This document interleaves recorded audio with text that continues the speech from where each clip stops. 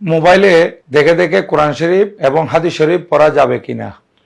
মোবাইলে কোরআন শরীফ এবং হাদিস শরীফ দেখে দেখে পড়লে কোনো সমস্যা নাই, বরং সাধারণত কোরআন শরীফের নুসখা দেখে দেখে তেলাওয়াত করলে যেরকম সওয়াব হবে, মোবাইলে দেখে দেখে কোরআন শরীফ তেলাওয়াত করলেও সেরকম সওয়াব পাওয়া যাবে।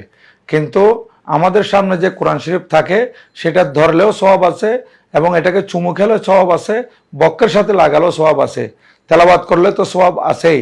কিন্তু মোবাইলের মধ্যে যে কোরআন শরীফ আছে সেটা বক্ষে লাগালে কিংবা চুমু খেলে বা ধরলে সেটাতে সওয়াব পাওয়া যাবে না, কিন্তু তেলাওয়াতের মধ্যে সওয়াবের মধ্যে কোনো কমতে হবে না, তেলাওয়াত করলে যথাযথ সওয়াব পাওয়া যাবে।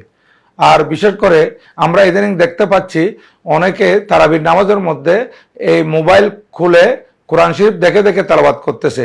নামাজের মধ্যে মোবাইল দেখে দেখে কোরআন শরীফ তেলাওয়াত করা যাবে না। ধন্যবাদ।